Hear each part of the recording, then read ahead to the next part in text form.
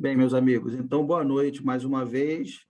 Estamos começando aí o nosso segundo dia da sexta semana da pesquisa operacional, cujo nosso propósito é fazer uma imersão nas áreas da pesquisa operacional.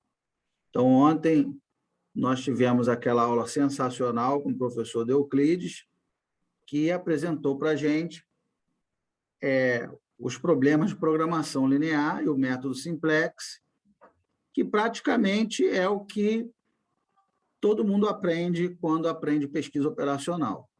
Então, foi justamente por isso que eu o convidei, né? Só que também todo mundo aprende não com a abordagem que ele fez, né?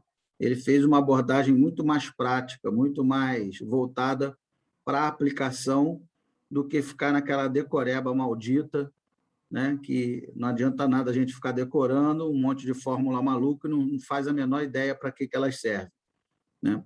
Então, ontem, todo mundo pôde perceber a quantidade de problemas que podem ser resolvidos utilizando a programação linear.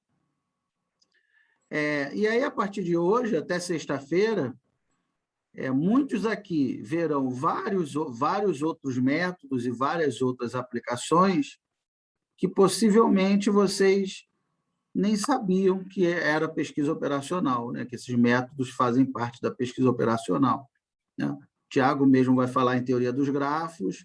Muita gente pensa que teoria dos grafos é lá da computação, né? Na computação trabalha bastante com teoria dos grafos, mas não é só utilizado na computação, teoria dos grafos é utilizada em vários outros problemas, logísticos, inclusive, né? Então, de hoje até sexta-feira, nós veremos vários outros métodos, várias outras aplicações da PO, além do método simplex, né? O objetivo é justamente esse, é apresentar esses métodos para vocês. Como eu disse, provavelmente, a maioria provavelmente não tinha a menor ideia de que tudo que a gente vai falar aqui faz parte da pesquisa operacional. E hoje vamos começar com o Miguel. O Miguel vai apresentar para a gente o método HP gaussiano. O método HP ele está dentro de uma grande área da pesquisa operacional, chamado apoio multicritério à decisão, né? É uma grande área da PO, com dezenas de métodos. O HP. Por que eu escolhi o HP?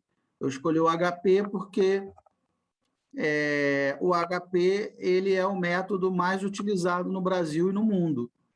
Então, já que ele é o método mais utilizado, e já que a proposta é descortinar a pesquisa operacional para quem está chegando, então, nada mais adequado do que apresentar o método mais utilizado, né? Eu poderia apresentar qualquer outro método aqui para vocês, o TOPSys, o Electre, né?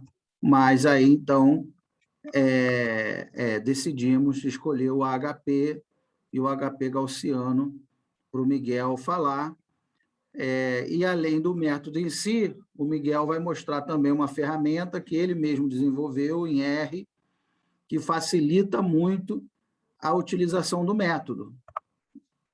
Como eu falei, eu não tenho a menor intenção de que vocês saiam doutores em matemática, em estatística. A intenção não é essa. A intenção é que vocês conheçam o método e saibam aplicá-lo na solução de um problema. A minha intenção aqui é essa, né?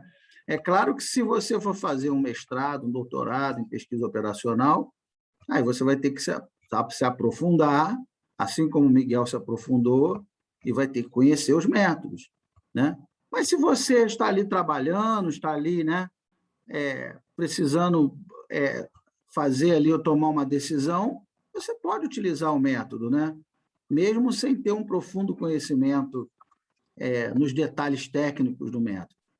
Então, o objetivo é justamente esse, é proporcionar que vocês conheçam um método novo, que é o mais utilizado no Brasil e no mundo, e para que ele serve, quais são os problemas que ele é capaz de resolver, né? E o Miguel desenvolveu uma ferramenta em R para usar o HP gaussiano que facilita muito a aplicação desse método. Então, quem estiver escrevendo TCC agora pode aplicar, né? Dissertação de mestrado, quem estiver escrevendo um artigo, né? Agora mesmo eu terminei uma disciplina lá na UF, uns 10 alunos do curso lá do mestrado e do doutorado utilizaram o HP gaussiano lá no seu artigo que, né, tiveram que entregar no final da disciplina. Então, eu chamo a atenção para que todos assim, prestem atenção, né, que o método é muito fácil, a ideia do método, conceitual do método, é muito fácil, e com a ferramenta que o Miguel desenvolveu, ele ficou mais fácil ainda, né? E, com isso, pode ajudar muito a vida de vocês, tanto no mundo corporativo, tanto no mercado, para tomar boas decisões, como também no mundo acadêmico, para fazer um TCC, escrever um artigo, né? Que, aliás, eu já cansei de falar que, para mim, não faz o menor sentido essa separação entre academia e mercado, né? Elas se complementam. Os métodos da academia podem ser utilizados no mercado e vice-versa, né? Os problemas do mercado podem ser levados para a academia, podem e devem, né? Então, de antemão, já agradeço aí a disponibilidade do Miguel, que está sempre aqui com a gente, está sempre apoiando aqui as nossas atividades. E vamos lá, vou passar algumas informações aqui iniciais, antes do Miguel começar a falar, né? Bem, primeiro nós temos aí o nosso site, né, www.casadapesquisaoperacional.com, e lá vocês vão encontrar uma série de informações básicas sobre a nossa comunidade, qual é a proposta, né? Qual é o nosso objetivo com essa comunidade, enfim, está tudo lá no nosso site. E aí, periodicamente, ou de mês em mês, ou mês sim, ou mês não, nós organizamos o que nós chamamos de Semana da Pesquisa Operacional. Então, o Miguel já esteve, inclusive, na segunda semana da pesquisa operacional, apresentando o método Prometer 2, né? Que, aliás, até o Miguel apresentou agora um artigo na China, né, utilizando o método Prometer, que foi premiado como o melhor paper do congresso lá na China, do Information Technology and Quantitative Management. Foi um artigo premiado, então é o que eu estou falando para vocês, né? Vocês vejam o alcance de uma ferramenta como essas, né? Então, aí tivemos a segunda semana da PO, logo ali depois do Carnaval, né? No final acho que foi depois do Carnaval, no final do mês de fevereiro, e aí vimos análise envoltória de dados, método Macbeth, inteligência artificial e conjuntos nebulosos, professor Baldini. Então, eu procuro sempre proporcionar para vocês uma programação bem diversificada, justamente para abrir o campo visual de vocês, né?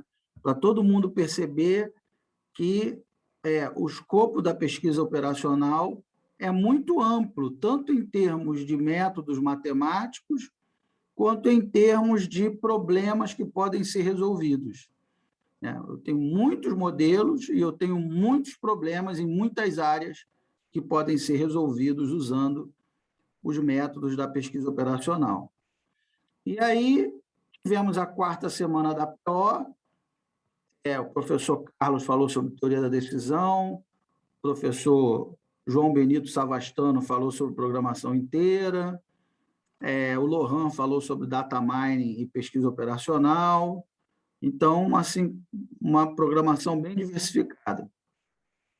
Na quinta semana da PO foi a semana do Apocalipse Excel. Então, nós trouxemos modelos matemáticos super trabalhosos, super sofisticados, e todos eles foram trabalhados exclusivamente utilizando o Excel, né? um dos objetivos dessa semana da PO foi mostrar que é possível desenvolver qualquer modelo matemático de qualquer nível de complexidade utilizando o Excel. Não há limite para a utilização do Excel, né? Claro que nós não estamos falando que o Excel é melhor nem pior do que nenhuma ferramenta. Isso é mera questão de gosto, né? Se você vai usar Python, R, Excel, C#, isso é indiferente, isso é ao gosto do freguês, né? A questão é que havia algumas lendas urbanas, né? Essa categoria de problemas o Excel não é capaz de resolver. E aí, eu acho que na quinta semana da PO, esse mito foi derrubado por completo. Você consegue trabalhar com qualquer tipo de modelagem matemática no Excel, né? Você pode optar pelo R, por Python, tudo bem, é uma questão de gosto, mas que o Excel resolve. E nós vimos isso, né? E aí estamos agora na sexta semana da PO, que eu já falei, né, no início, o objetivo é justamente fazer uma imersão e mostrar para todo mundo que a PO vai muito além da programação linear, né, da programação matemática. Programação linear é muito importante, resolve muitos problemas, mas não é a única área da PO, nós temos várias outras, e hoje o Miguel vai mostrar uma, amanhã o Tiago vai falar sobre teoria dos grafos, depois eu vou falar sobre tomada de decisão sobre incerteza, e aí, no final, o Cláudio vai falar em previsão de demanda. E além dessas... deu um zoom aqui, rapaz. Pronto. Ih, caramba. Pronto, voltou. E além dessas atividades da semana da PO, esporadicamente eu marco assim, algumas atividades extras, né? Nós já tivemos aí o workshop do método HP TOPSIS 2N, que foram 2 dias. Tivemos aquele minicurso não, na verdade, foi um curso bem completo de simulação discreta com o professor Éder Cassetari, né? Então, eu sempre marco, tivemos essa oficina de isomorfismo de grafos, no dia 14 de julho, e por aí vai. Então, vou sempre marcando outras atividades aí paralelas, além da semana da PO. E aí, essa é uma nova sessão, uma nova playlist que eu vou colocar lá no nosso canal, no YouTube, que se chama Tiny Tips of Operational Research. Toda semana eu vou largar uma dica. Tiny Tips quer dizer dicas rápidas, né? Vou dar algumas dicas rápidas de 1 a 3 minutos sobre pesquisa operacional. Então, a primeira eu já vou largar essa semana, que eu vou falar sobre referência bibliográfica indispensável sobre pesquisa operacional, para quem quer começar a estudar, para quem quer começar a conhecer os métodos, né? Então, existe, assim, se você colocar no Google, você acha muita coisa, mas também acha muito lixo. E aí, para quem não tem tanta experiência, não sabe diferenciar o que é um bom material do que é um material ruim. Então, eu vou dar uma dica aí de 1 a 3 minutos, vou soltar essa semana, falando sobre as referências. Eu não coloquei literatura indispensável, porque a literatura é muito extensa, né? E certamente não daria para falar em 3 minutos. Mas eu vou falar de alguns livros que consolido 2 ou 3 livros que, com certeza, eles serão suficientes para você começar a se dedicar ao tema e a fazer uma leitura que você consiga entender, né? Entender o que está escrito ali, entender os métodos, né?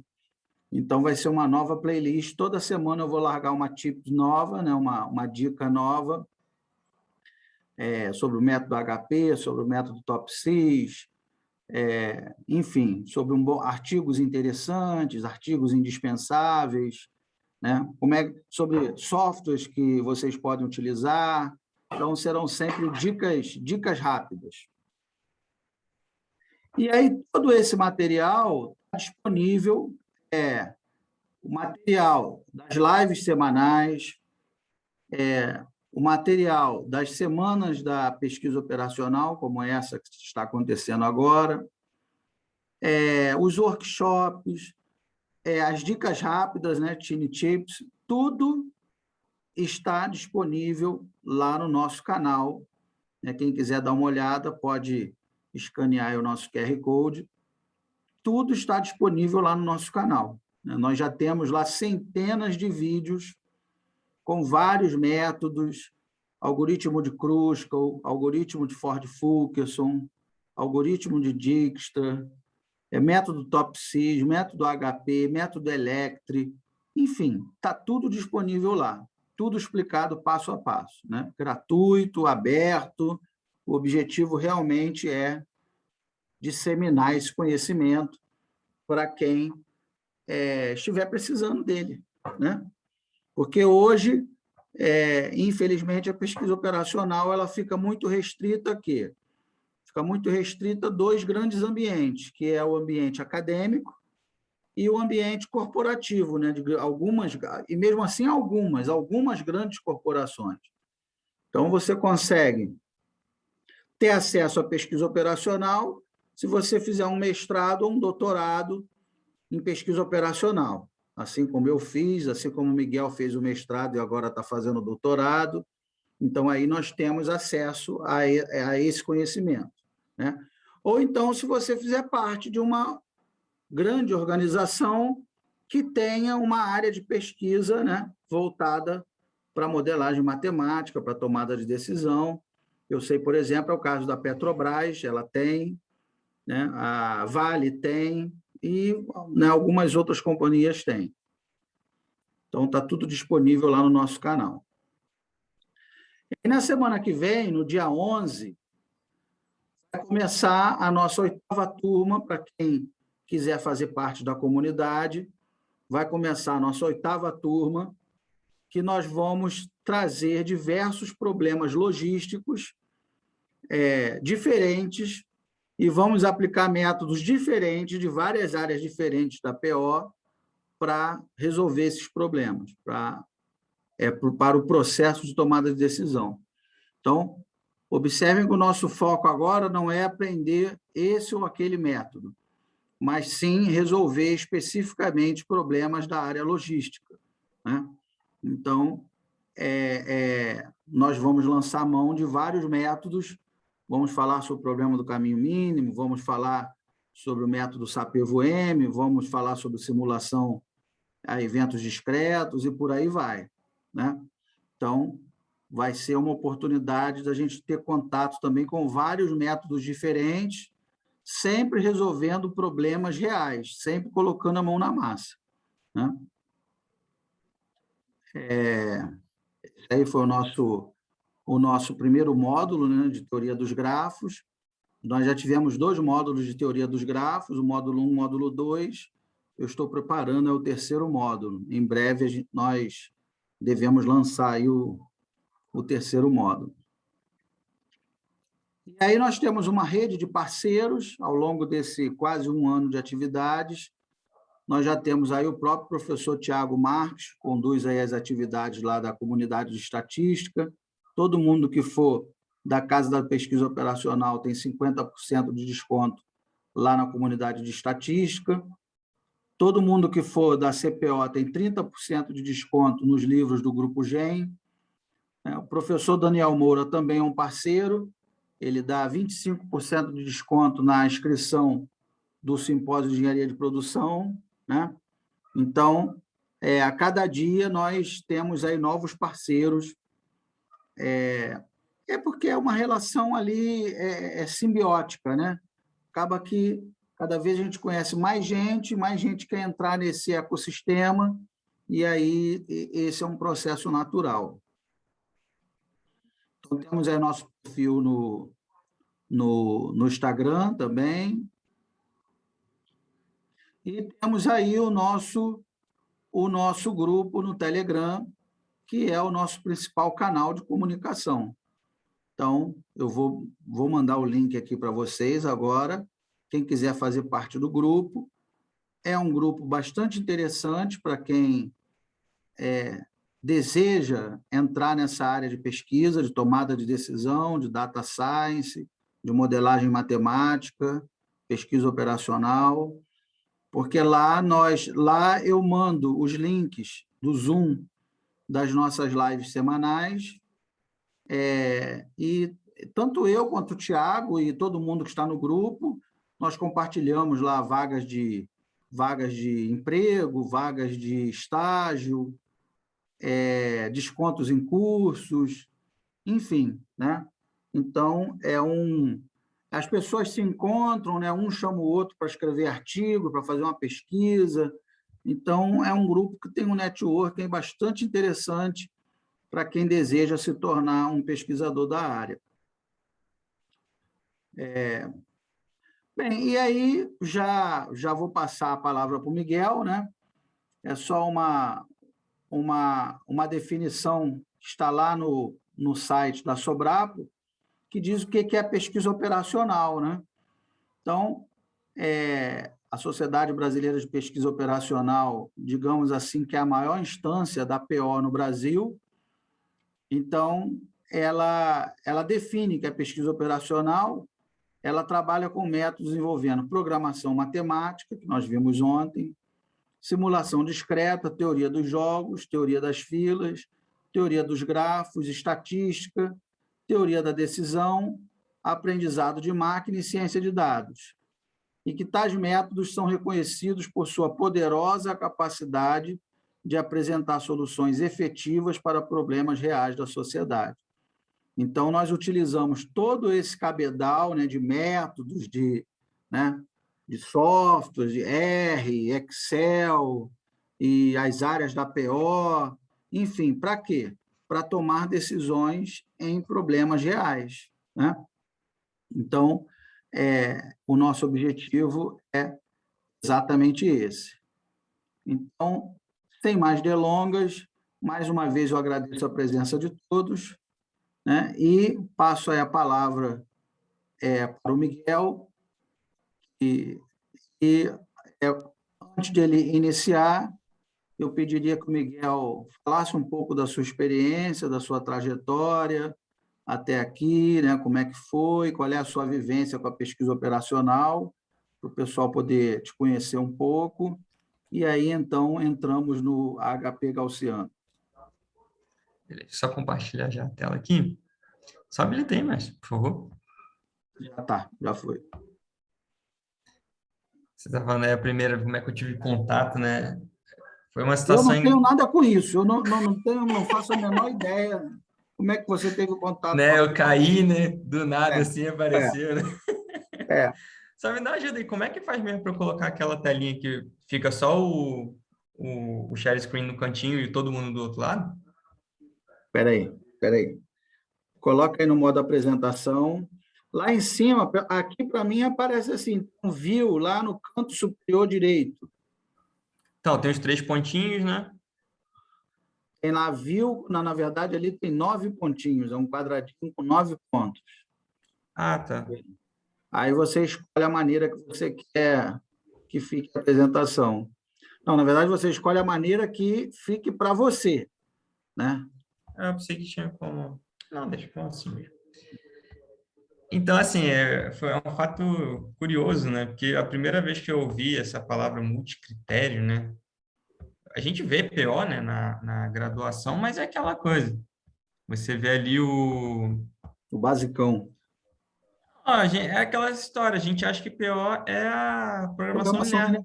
linear. É, Otimização, não, eu faço isso aqui, modelo meu problema, acabou, né? Usa o solver do Excel. e está resolvido. Mas não é, né? Aí eu lembro que quando eu estava defendendo defendendo TCC, né?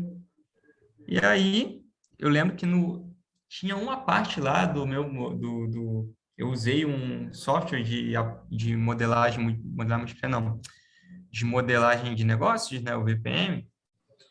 E aí eu lembro que eu tinha escolhido, né, eu tinha 4 tipos que eu poderia ter utilizado, eu escolhi um, com de facilidade e tal. Eu lembro que uma pessoa, né, que estava participando da minha banca, não vou falar quem é, né, Ele falou assim, pô, poderia ter utilizado até um multicritério, né? Já daria outro artigo e tal.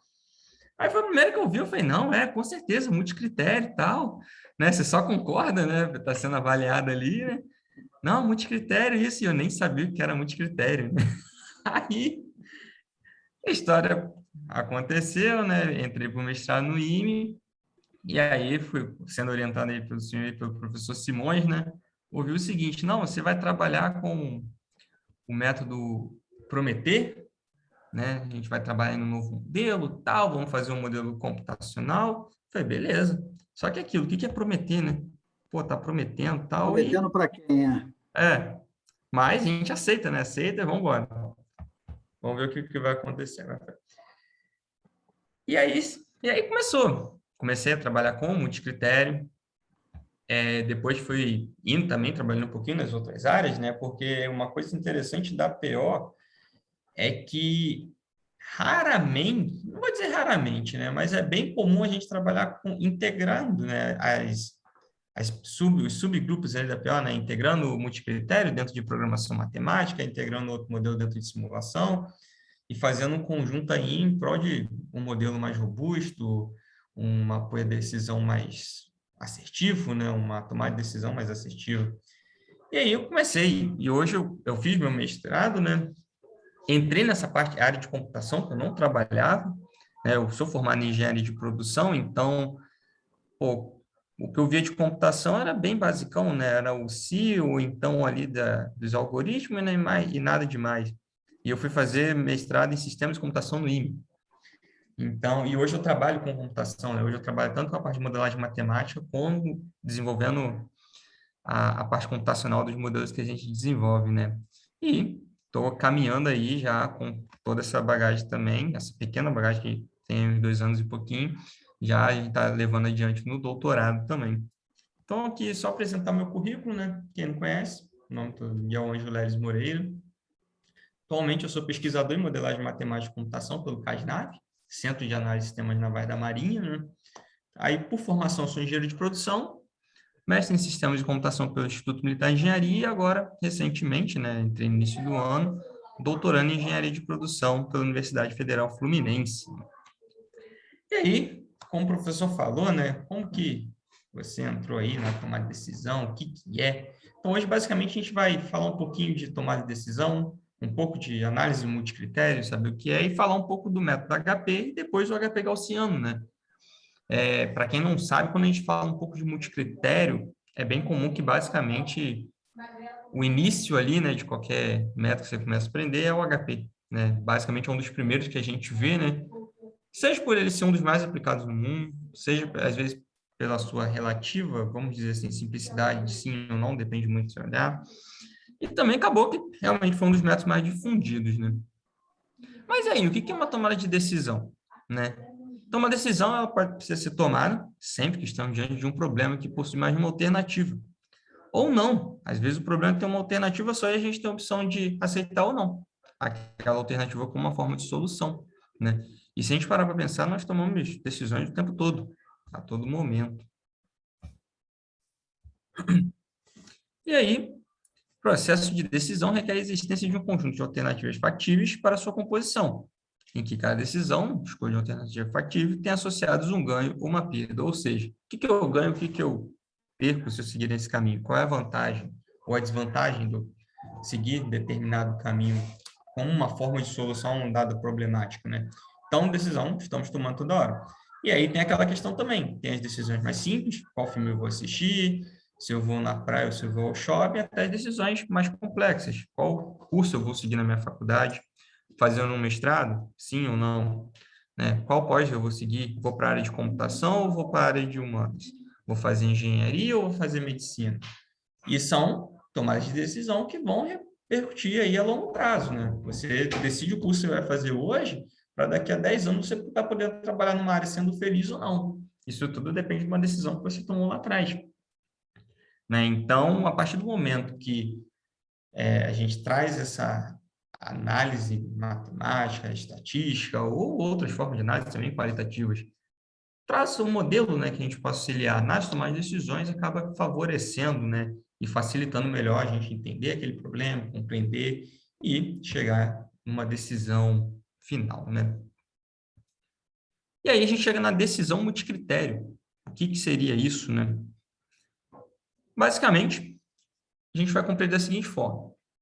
Eu tenho que decidir um caminho a seguir, pode ser um conjunto de alternativas, soluções, tenho que decidir um caminho, e eu tenho N fatores que eu tenho que atender, que seriam os meus critérios. Só que aí, cada critério vai ter um determinado grau de importância, certo? E cada critério vai ter um determinado grau de influência em cada alternativa. Dependendo do modelo que você trabalha, eles vão te gerar um resultado que vai esclarecer qual é a alternativa mais favorável ou não dentro da sua avaliação. Nem sempre a gente faz uma análise voltada para a alternativa mais favorável. Às vezes também a gente quer identificar a alternativa menos favorável, né? Eu mesmo já fiz um estudo voltado para...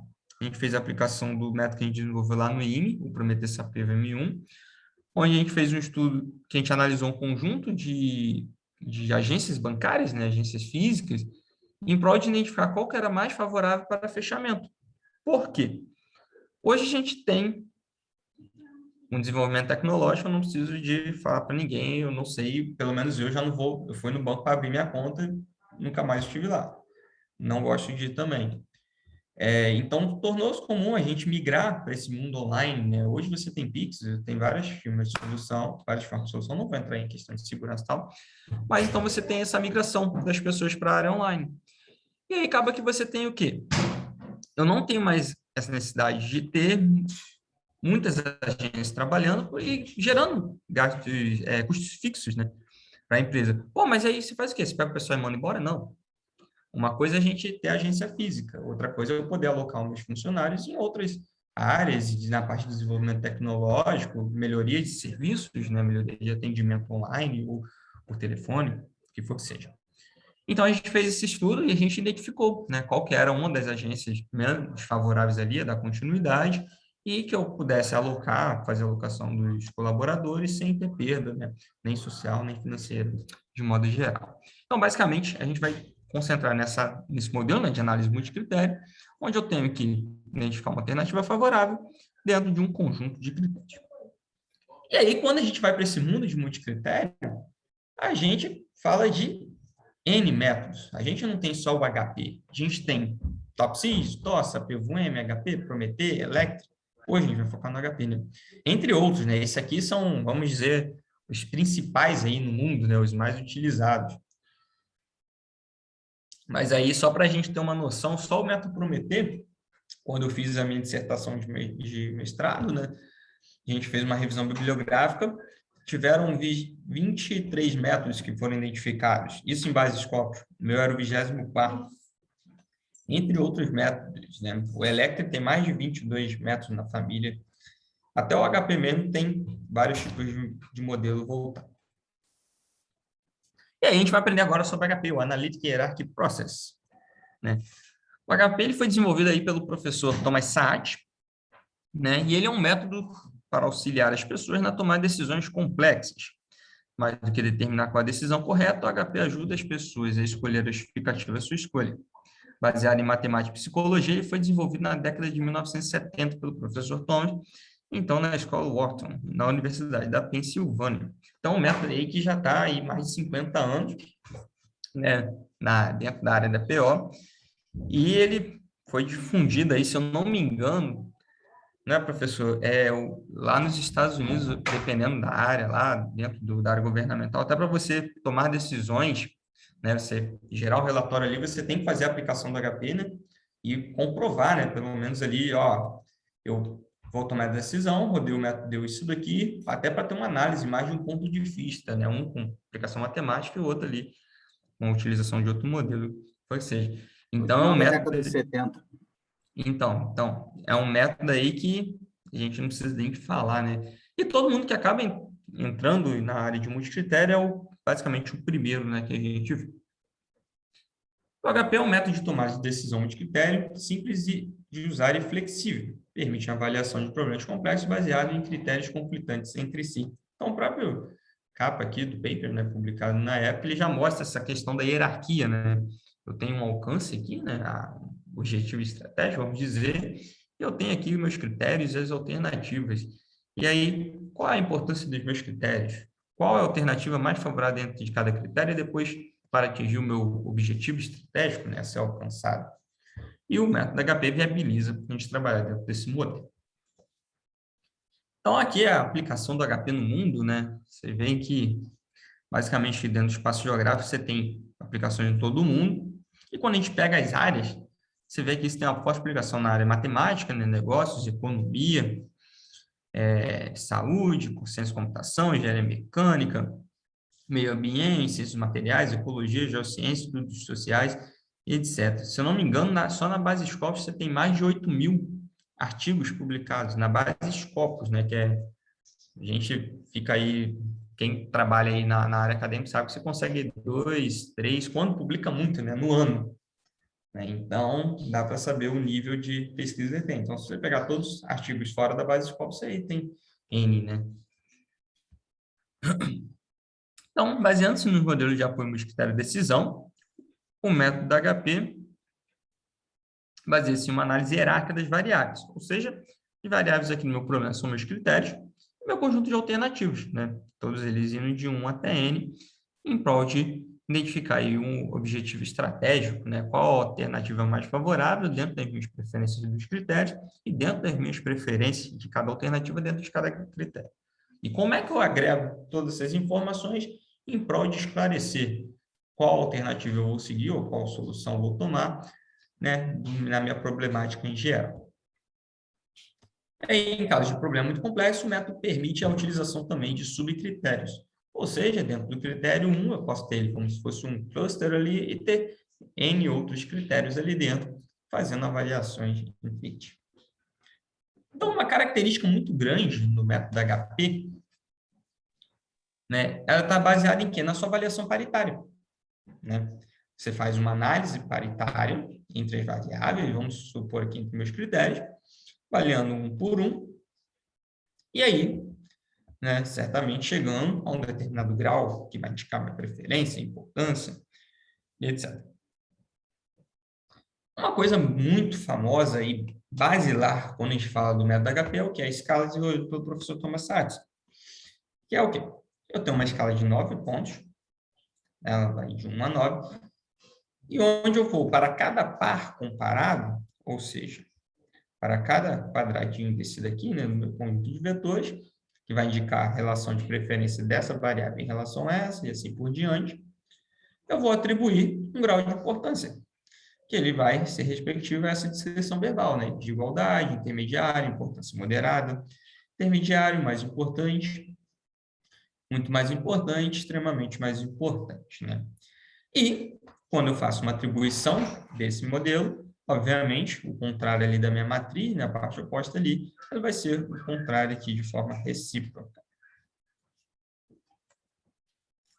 Então, vamos entender primeiro como é que funciona, né, uma comparação realizada pelo MetaHP, que é a base do modelo, para a gente entender como é que funciona um pouquinho, para depois, um pouquinho mais à frente, a gente realmente ir para o HP gaussiano, né, que é o objetivo da nossa live hoje, falar um pouco da ferramenta computacional.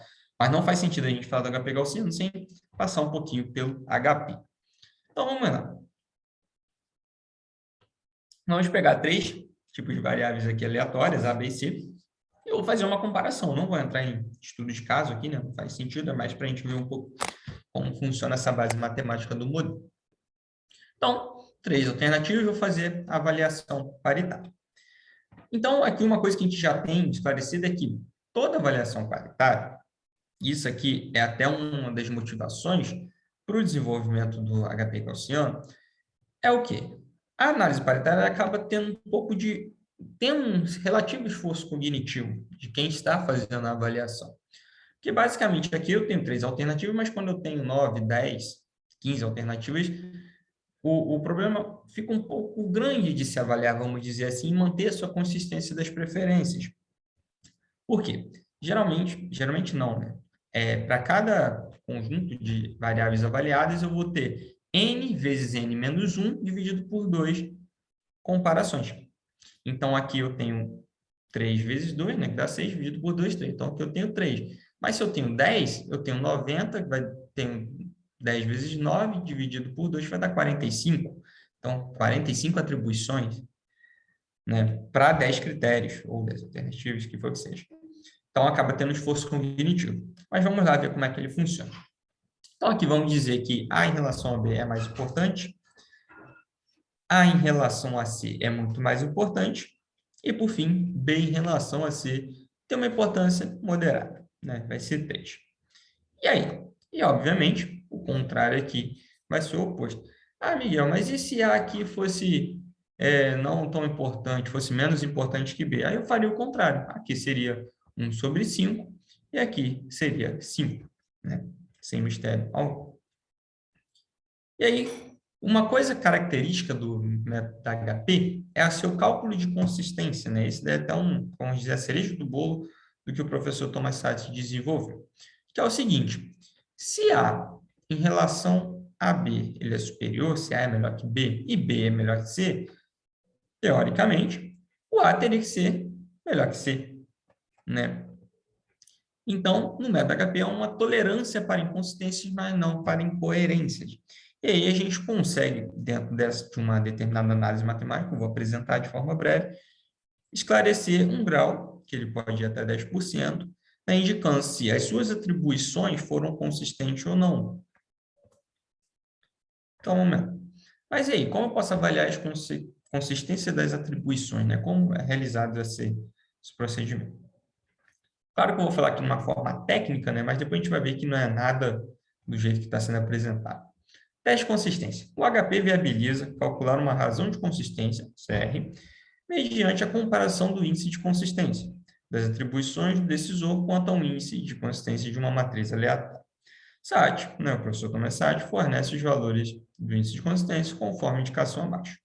Então, basicamente, o que é indicado, né, até, não vou dizer, não tem nada registrado, mas de uma forma informal, assim, vamos dizer, é até indicado que o método HP seja trabalhado até 15 variáveis. 15 variáveis, que eu digo, ou 15 alternativas, ou 15, ou até 15 critérios, né? Passou disso, já é difícil de você trabalhar, né? E até ali, entre 10 também, pode ser um pouquinho trabalhoso.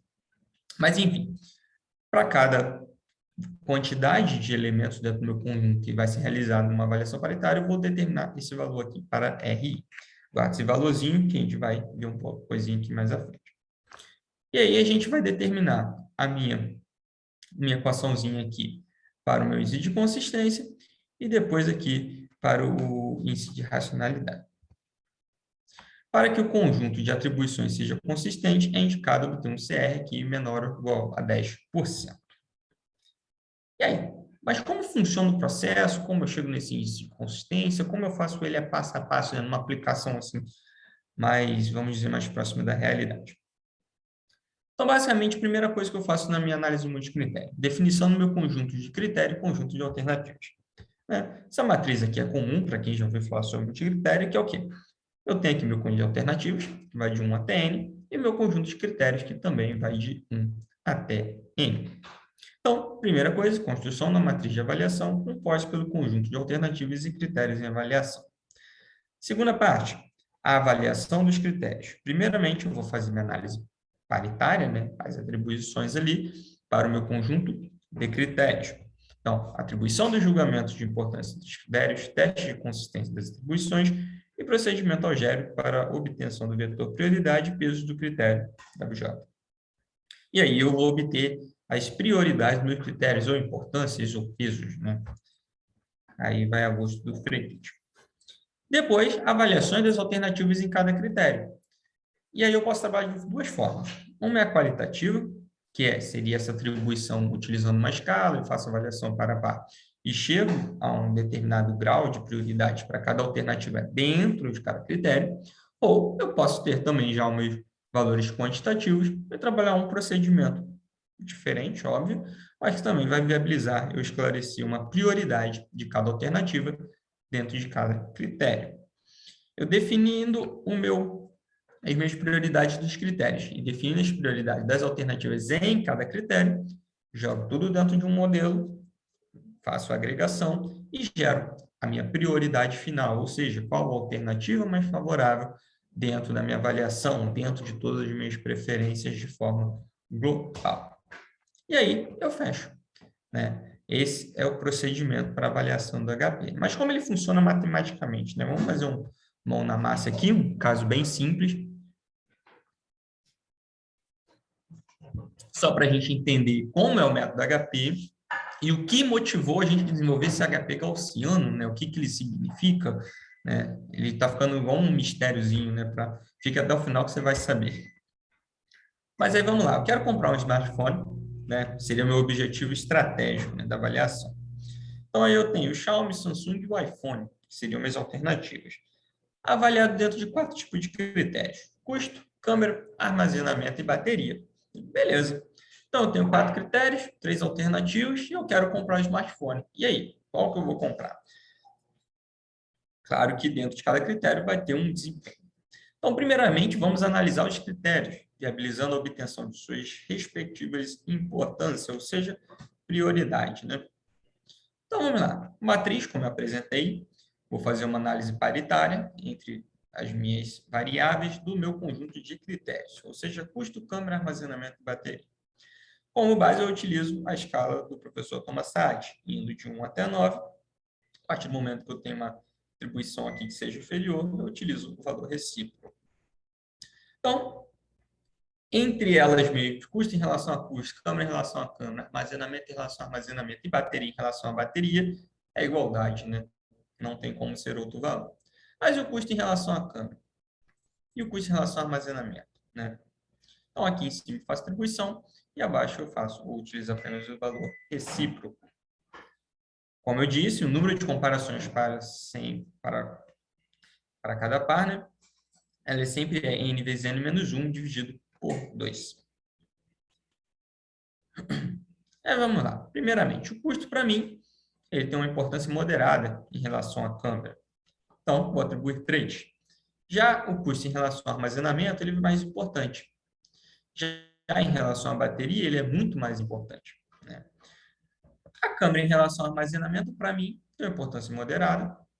E a câmera em relação à bateria, muito mais importante. E para fechar, eu falo que o armazenamento em relação à bateria, ele aí tem uma importância moderada. Então, já deu para perceber que a bateria não está sendo muito o foco da minha análise, né? Eu vou dar um pouquinho mais de valor aqui, tanto para o custo, e um pouquinho mais de valor aqui para a câmera. Então, primeira coisa, vamos simplificar aqui, né? Já apresento em casas decimais. E eu faço uma soma, né, do desempenho de preferências, vamos assim dizer, das colunas, né? Ou seja, do meu custo, da minha câmera, armazenamento e bateria. E faço o quê? Eu vou normalizar, né? Não sei se vocês já ouviram falar sobre essa palavra, normalização, que é basicamente eu vou atribuir todos esses valores dentro de uma escala que vai de 0 a 1. E como a gente faz essa atribuição? Para cada célulazinha aqui, deixa eu trocar aqui.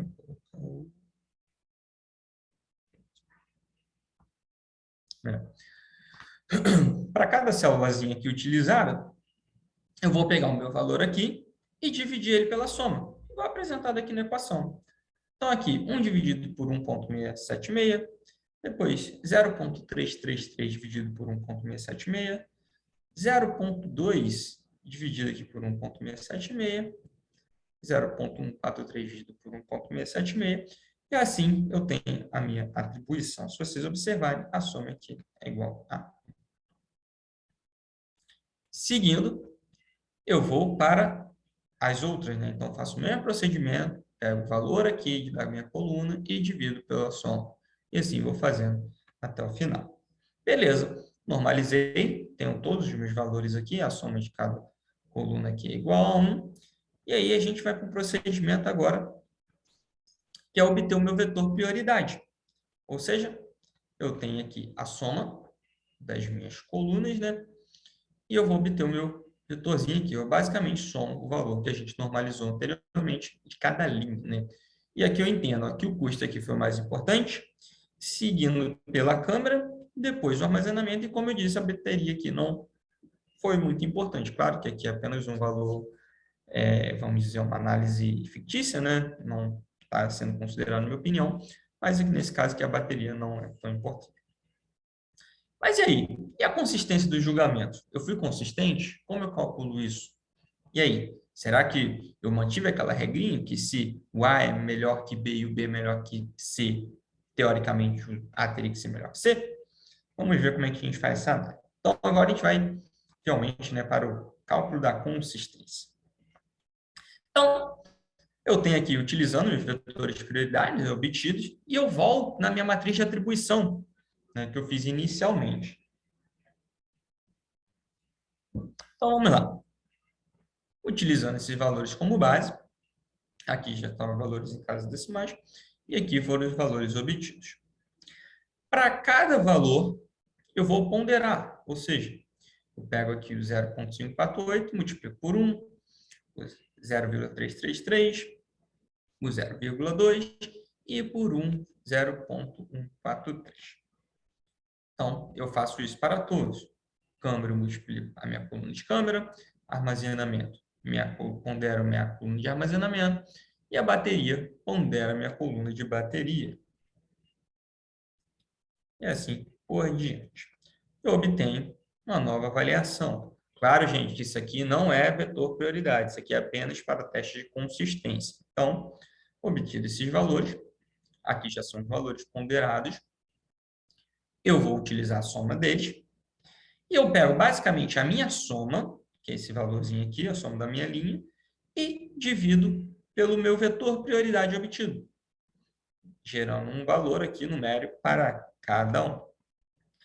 Pego a soma desses valores obtidos, divido por n, n é o meu número, né, número de elementos do meu conjunto de variáveis, no caso aqui são quatro critérios, e gero o que a gente chama de lambda máximo, ou seja, aqui deu 4,14. Então, eu vou utilizar agora esse valorzinho, mais aquela tabelinha que ia até 15, que eu mostrei a vocês, né, uma tabelinha linearzinha assim, eu vou utilizar o quê? Para fazer o teste da minha consistência, ver se isso foi factível. Então, quando a gente tem 4 variáveis, o professor Thomas Sachs indicou lá 0,9, é o valor utilizado, esse valor já está na literatura, não calculei, eu apenas calculo o valor acima. E aí, eu aplico na minha equação, né? E obtido aqui, ó, 4,14 menos n, depois 4 menos 1, 0,046, que dividido pelo meu índice aqui, né, um índice indicado pelo professor Thomas Sachs, eu chego no meu índice de consistência de 0,052, ou seja, mais ou menos ali 5%. Fiquei dentro da casa dos 10%? Fiquei, e ele diz o seguinte, a sua consistência é consistente, né? Ela foi boa, e você pode seguir para a sua avaliação que suas atribuições estão conforme o necessário, né, para seguir para a análise, sem, claro, quando a gente trabalha com matemática, número é número, né? Número vai somar, dividir, etc. Mas é por isso que a gente trabalha fazendo essas análises para ver mesmo se o número ali está condizente com a realidade ou o que a gente está buscando. Né? E aí eu vou falar um pouquinho agora do método HP com dados quantitativos. De forma tradicional, a gente poderia utilizar esse mesmo procedimento de atribuição para a par para as minhas alternativas, só que eu teria que fazer isso dentro de cada critério.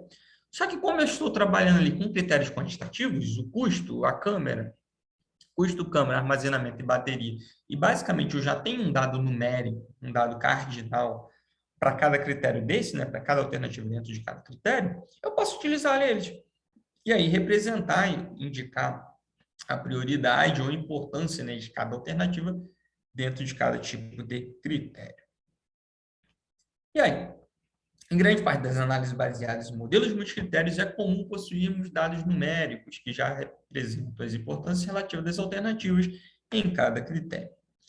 Também é comum a gente ter modelos híbridos, tá? A gente trabalha tanto com essa parte quantitativa, tanto com a parte qualitativa. Não é o que eu vou falar hoje, mas já fica aí para curiosidade. E nesse cenário também é possível utilizar o método HP. Então, basicamente, aí, se a gente pegar o custo de cada aparelho, isso aqui é um custo, obviamente, fictício, tá? Não transmite a realidade. Então, aqui eu tenho o custo do Xiaomi, Samsung e iPhone, a câmera, 12 megapixels, 12 e 20 megapixels. Aqui o armazenamento, o Xiaomi, Samsung e o iPhone, 64, 128, 128. E para fechar, a duração de bateria aí, vamos colocar o Xiaomi com 24 horas, Samsung com 18 horas e iPhone com 10 horas. Novamente, valores aí fictícios. Então, processo de normalização. O que a gente vai fazer novamente, né? Por que eu normalizo? Basicamente, como é que eu vou avaliar? Você lembra que eu falei que depois eu tenho que juntar todas as preferências, colocar no bolo e fazer uma mágica ali para gerar um valor final? Que é a minha agregação. Como é que eu vou avaliar 1.500 com 12, com 64, com 24H? Não tem lógica, né? Então, a gente utiliza esse procedimento de normalização que, basicamente, ele vai proporcionar que cada alternativa seja representada, né, sua importância ou prioridade, seja representada numa escala que vai de 0 a 1, dado um modelo de normalização. E aí eu vou ter um valor relativo de prioridade, indo de 0 a 1 para todos. E aí sim eu consigo agregar todos os tipos, né? Então, primeiro modelo, custo. Uma coisa curiosa quando a gente trabalha com modelos quantitativos, com normalizações quantitativas, que a gente tem que ver também é o tipo de critério que estamos avaliando. Se ele é um critério monotônico de custo ou se ele é um critério monotônico de benefício. Critério monotônico de custo, quanto menor, melhor. Ou seja, custo, perdas e etc. Monotônico de lucro ou benefício, quanto mais, melhor. Mais dinheiro, mais lucro, maior demanda, mais venda, maior qualidade, e etc. Então, basicamente, o custo eu quero minimizar e o benefício, o lucro, maximizar. Nesse caso aqui, vamos minimizar. Utilizamos o seguinte modelo. Primeiramente, a gente vai pegar cada número, cada valor aqui cardinal, e dividir 1 por ele mesmo. Ou seja, 1 sobre 1.500, 1 sobre 1.800 e 1 sobre 5.000, gerando aqui minhas respectivas pontuações.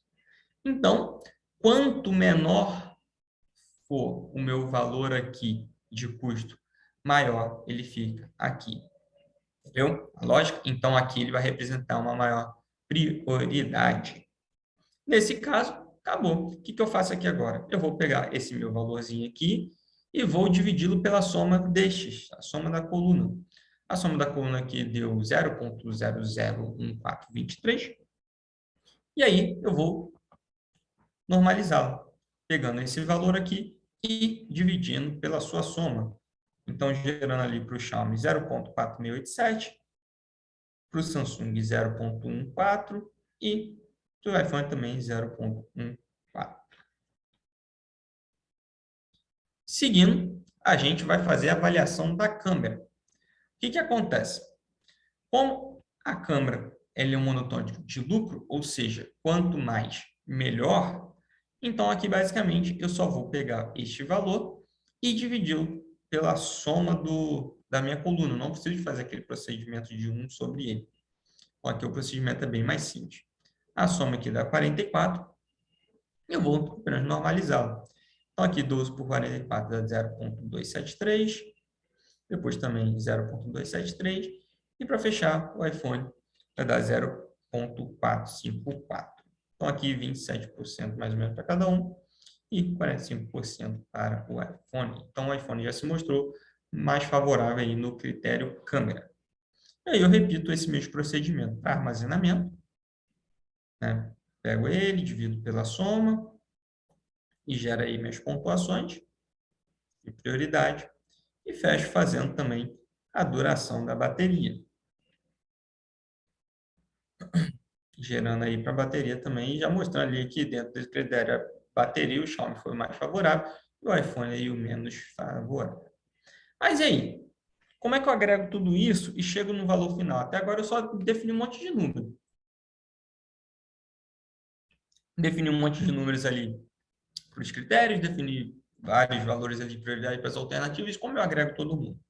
Então, a gente vai pegar agora os meus pesos, né, ou prioridades obtidos lá nos critérios, e aqui, pelas minhas alternativas, eu vou ponderá-las. Ou seja, o 0,548, que aí é a importância do meu critério custo, ele vai ponderar aí ó, as pontuações das alternativas. Mesma coisa para a câmera, mesma coisa para o armazenamento e, por fim, duração da bateria. E aí eu vou agregar depois. Então, aqui já estão os valores ponderados, né? Seus valores aqui, respectivamente, multiplicados. E, basicamente, eu vou somá-los. Eu somo as pontuações aqui obtidas pelo Xiaomi nos critérios custo, câmera, armazenamento, bateria, e obtenho aqui 0,381. Faço a mesma coisa para os demais, e identificando aí uma pontuação relativa de cada alternativa dentro do meu contexto global, agora agregando todas as minhas preferências, tanto nos critérios quanto as preferências das alternativas do critério. E gerando aí, vamos dizer, um ranking, né? O Xiaomi que ficou em primeiro lugar, o Samsung ficou em segundo e o iPhone em terceiro. Curiosidade, não sei se perceberam, mas o Xiaomi ficou bem próximo do Samsung. Então, claro que a gente não vai fazer isso, mas caso queiram tirar a prova real, realmente se um é mais favorável que o outro, já que ficaram bem próximos, é válido você remover o iPhone, realizar o procedimento apenas com os dois novamente e vendo o que podemos ter de resultado, né? Então, esse é o modelo do método HP, utilizando uma análise, vamos dizer, quantitativa, né? A avaliação ali paritária para os critérios e avaliação ali já numérica ali com os dados numéricos para as alternativas dos critérios. Mas aí, o método HP gaussiano, né? A live era do método HP gaussiano, né? Não era só do método HP. Então, vamos entender. Não sei se perceberam, um dos fatos aí que fez, vamos fazer esse estudo, o professor Marcos pode até me corrigir, porque ele foi um dos criadores, né, do método HP gaussiano. Ele surgiu basicamente do seguinte: quando a gente trabalha com o método HP, como eu apresentei, a questão de você fazer essa análise paritária, ela acaba gerando um esforço cognitivo muito grande.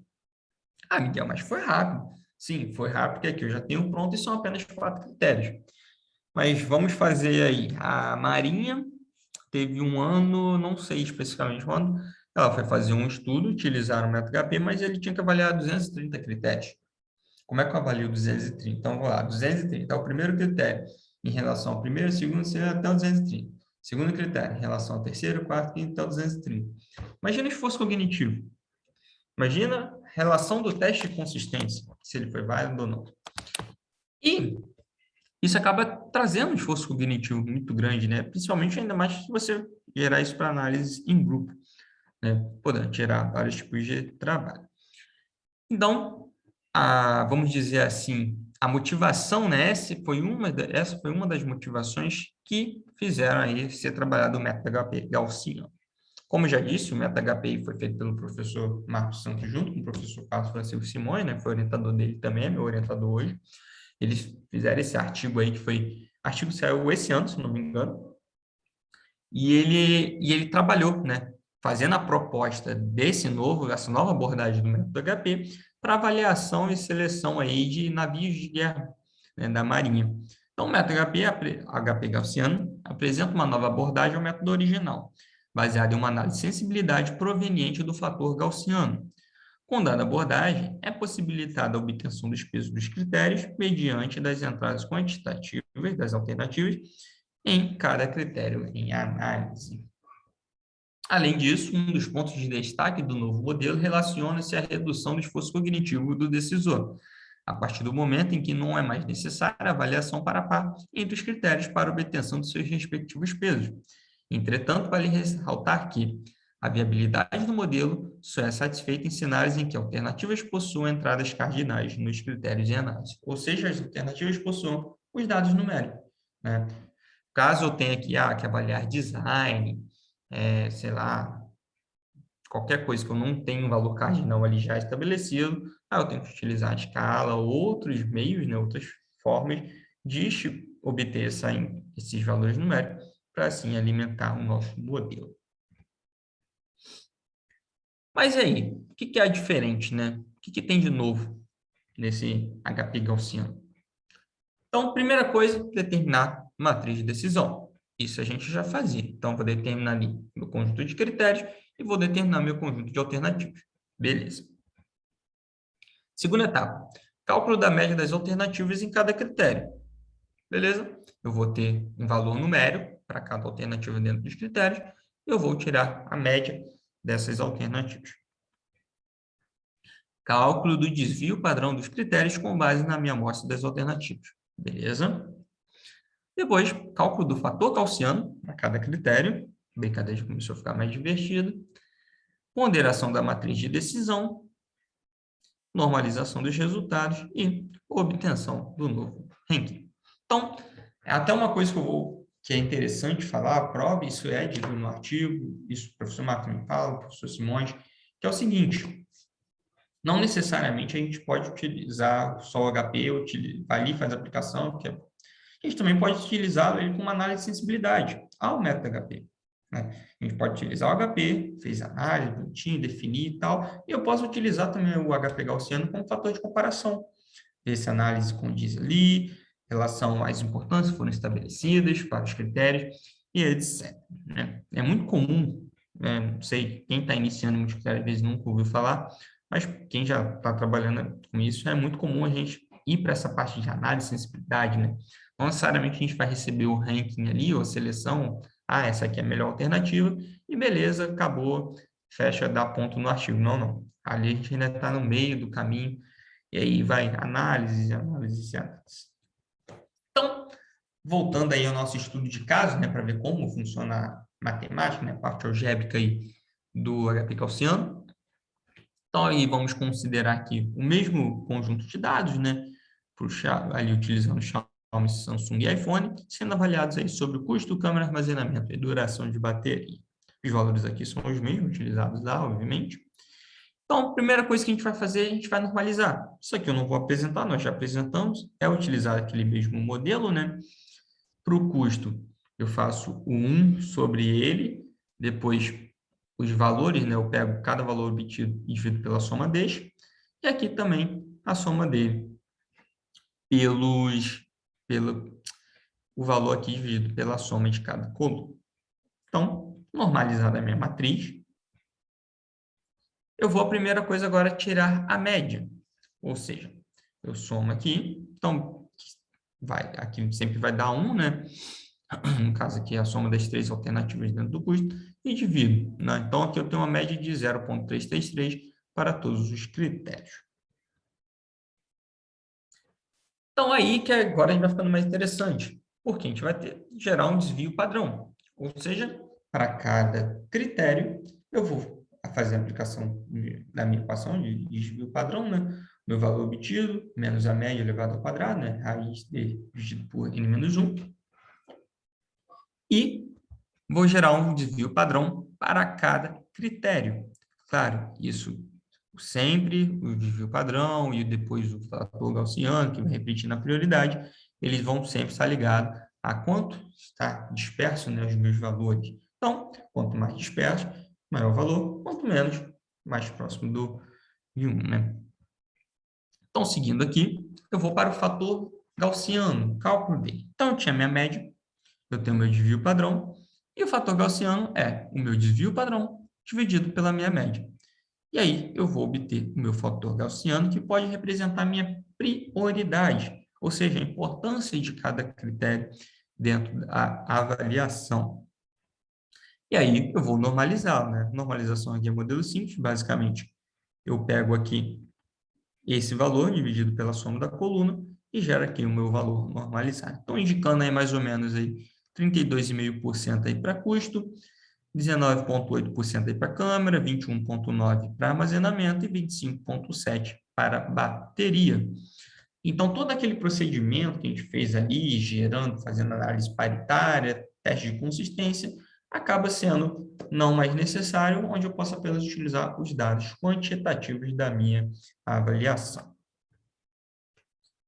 E aí, eu vou pegar os meus pesos, né, que eu obtive ali, e ponderar os meus valores que eu normalizei lá atrás, né? Aqui os valores normalizados das alternativas dentro de cada critério, e aí gero os meus valores finais, que eu vou fazer o quê? Somá-los. Somei e gerei minha nova pontuação aqui das das alternativas. Então, aqui eu chego no meu ranking, né? Basicamente aqui ficou 369, ele manteve um ao outro, e é bem interessante que eu acabei não colocando aqui um ao lado do outro, mas se você vê que tanto o Xiaomi quanto o Samsung ficaram próximos, eles mantiveram também essa proximidade, e o iPhone ficou um pouco mais distante ali. Então, essa é a nova proposta aí do método HP Gaussiano. É claro que isso aqui é apenas um modelo didático, mas eu falei um pouquinho do artigo em si que foi gerado, né? Que foi um estudo realizado na Marinha, um estudo real, que foi a avaliação de 3 tipos de fragatas que estavam para serem construídas, e foi avaliado o seguinte: o modelo 1, modelo 2, modelo 3. Se não me engano, o modelo, só ver aqui. O modelo 3, ele trabalharia um modelo totalmente novo, o modelo 2 seria um intermediário, e o modelo 1 era um modelo atual, apenas com melhoria. Então, aí, eu tinha aqui um conjunto de 9 critérios, ou seja, se eu fosse fazer essa análise de uma forma paritária, aqui já seria 9 vezes 8, 72, dividido por 2, 36 comparações, né? Então, dependendo de quem está avaliando, tal, acaba sendo um esforço cognitivo relativamente alto, ainda mais para garantir a consistência exigida pelo método HP. Beleza? Então, aqui eu tinha um valor estabelecido aqui para o raio de ação, né? Para a questão de combustível, autonomia do navio, fragata, né? Primeiro canhão, segundo canhão, tipo de míssil, custo inicial do projeto, custo de vida e o tempo de construção, né? Todos os valores quantitativos, eu faço a normalização destes, né? Obtenho a média, obtenho o meu fator gaussiano, obtenho o desvio padrão, divido o desvio padrão pela média, obtenho o fator gaussiano, que vai gerar a prioridade de cada critério segundo meu conjunto de dados quantitativos. E aí a gente chegou aí na aplicação, né, mostrando que primeiro a opção seria o modelo 3, mais favorável, apresentando aí 51, 44 aí de importância, né? Seguida aí pelo modelo 2 e depois pelo modelo 1, né? Onde o modelo 1, seria continuar com o modelo atual, é o menos favorável. E aqui foram os pesos, né? E os critérios obtidos. Como fato de comparação, né? Isso também é apresentado no artigo. É utilizado primeiramente o HP tradicional. Então, ele apresenta aqui o mesmo ranking final, só que é engraçado que ele acaba tendo essa relação aqui, ó, que ele mostra que houve agora um distanciamento maior da alternativa 3, né? Ela acabou sendo um pouquinho mais pontuada, e a alternativa 1 um pouquinho menos pontuada, né? Ela está um pouquinho mais próxima no primeiro caso, e agora está um pouquinho mais dispersa. O que isso faz? É o que eu falei, não necessariamente a gente precisa utilizar apenas ele como método sozinho, mas a gente também pode utilizar o HP Gaussiano como um modelo de apoio, né? Uma análise de sensibilidade do próprio método HP tradicional. Então, gente, a gente acho que conseguiu entender um pouquinho mais dessa questão de análise multicritério, não sei se foi um pouco rápido, né? Mas isso aí a gente ainda basicamente uma introdução nessa área de multicritério e ao método HP, e de forma conjunta ao método HP Gaussiano, que é um método novo, né? É um método já de 2020, então basicamente está estudando aí estudo da arte, né? Coisa bem recente. E aí, como forma de apoio, né, o nosso grupo trabalha nessa parte de apoio computacional, né? Não tem lógica também, eu ficar desenvolvendo modelos matemáticos mirabolantes. Opa, Posso tirar uma dúvida aí claro, fala aí. Aquele fator gaussiano lá, que é o coeficiente de variação, como é que você fez aquela ponderação ali? Que ponderação que vocês fizeram ali, né? Fala. Ali no grau normalizado. É ele pela soma, pô. É a normalização simples? Você faz ele... A normalização simples? Vamos lá. Você obtém o fator gaussiano, né? Que é o desvio padrão pela média. Esse cara por esse aqui, gerou esse aqui. E aqui eu só normalizo eles. Vai ficar todo mundo dentro de 1, né? Dá 100%. Beleza, valeu. Show de bola. E aí, como eu estava falando, a gente trabalhou, né, desenvolveu essa plataforma, é uma coisa bem simples, né? Basicamente, a gente vai alimentar uma planilhazinha com os valores e clicar no botão lá e ele já faz todo o nosso todo o procedimento. Eu desenvolvi em R, né? Então aí os apaixonados, eu sei que o Thiago gosta de R, né? Fiz em Opa, R nem gosto. utilizando o Shine. Nem gosta, né?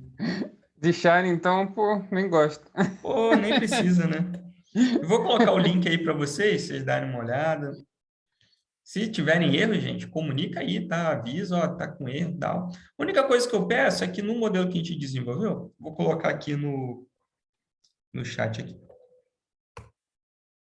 A única coisa que eu sempre indico é o seguinte, se vocês forem trabalhar com dados numéricos ali, casas decimais, utilize ponto, tá? Que às vezes tem essa incompatibilidade, porque se a gente for falar de forma internacional, no Brasil a gente utiliza vírgula para casas decimais, mas mundialmente, pelo menos na Europa, se não me engano, nos Estados Unidos também é ponto, né?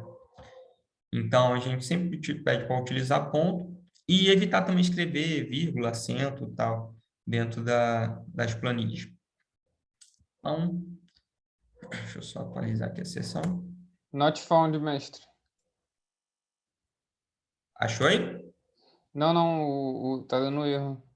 Ué, tá dando Link. erro? Eu tô acessando aqui. Eu sigo o relator também. Agora foi. Meu abriu também Oi? com mensagem de erro. Deixa eu tentar Agora novamente. foi. Vê aí. Deve ser porque o pessoal tá acessando ao mesmo tempo. Beleza, tranquilo. Isso aqui ela é... Não, mas eu acho que já utilizei já coisa do Shine pessoal acessando no meu tempo. Mas aí qualquer coisa, se der, vocês avisem aí, tá?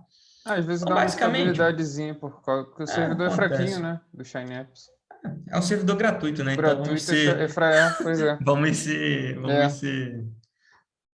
Ter noção, né? Mas faz parte. Então, vamos lá. Basicamente, ó, deixa eu só apresentar aqui. Então, aqui é só a telinha inicial, né? Só para dizer bonitinho, a gente colocou meio que uma curvinha gaussiana aqui, né? Só para indicar essa tendência, né? Que se alguém quiser utilizar, peço que citem, né? O software que a gente desenvolveu. Né? Eu coloco aqui Casnab e UF, que são as instituições que hoje eu estou presente, né? Então, querendo ou não, de forma direta ou indireta, tiveram participação. E aí, ó, basicamente aqui vocês vão ver que é bem simples a interação, né? Basicamente aqui, ó, eu faço um modelinho de download aqui de uma tabela de exemplo. Deixa eu ver aqui. Ela vai para minha... Deixa eu deletar aqui, que tem os dois aqui. Para vocês visualizarem aí. Então, baixei aqui, é um CSV, bem simples, nada demais. Esses dados utilizados aqui como exemplo são os dados do artigo original, beleza? Então, o que eu faço aqui? Ó?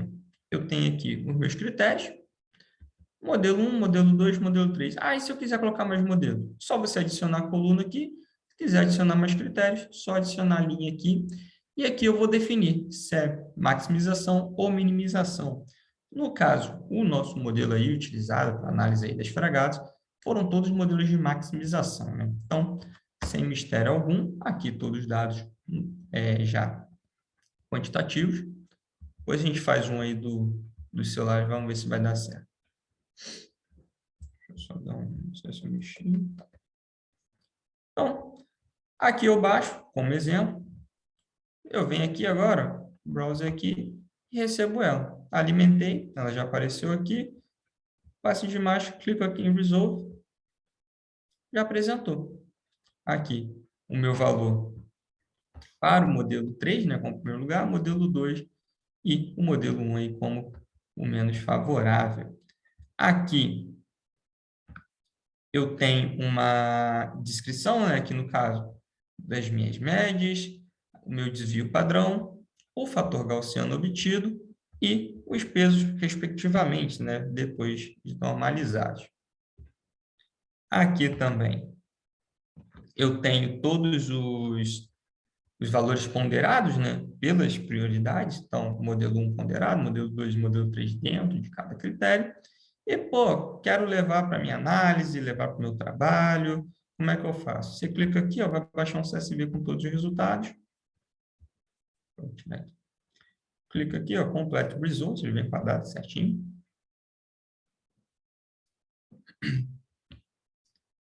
E aqui ele apresenta, ó, Final Rank, né, pontuação, descrição do modelo, posição que ele teve, primeiro, segundo, terceiro. Aqui os meus critérios, né? Não, as alternativas ponderadas, desculpa, tudo aqui já dentro do CSV. E aqui os valores das médias dos critérios, desvio padrão, fator gaussiano e pesos dos critérios. Muito Então, da hora, mestre. Parabéns aí. Muito é legal. uma alternativa aí simples, né? Nada muito rebuscado, não precisa de fazer login nem nada, e acaba sendo prático, né?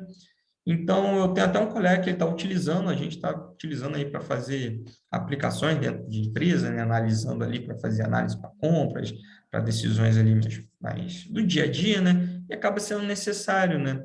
E é um Mestre, modelinho... Oi, uma sugestão aí, acho que se você colocasse um box plot ia ficar bem legalzinho, cara, para um mostrar quê? um box plot. O que é o box plot? O box plot é aquela caixa mágica dos estatísticos que tem o primeiro quartil, o segundo quartil, o terceiro Ah, É o quartil, gráfico. É o gráfico. gráfico de caixa. sim. Acho que vai ficar bem massa, cara, porque tu Para vai poder mostrar ela, mostrar né? as médias, né? Uhum. E como ele... E as diferenças também em termos de desvio padrão, né? Eu acho que vai ficar bem Tiago, legal.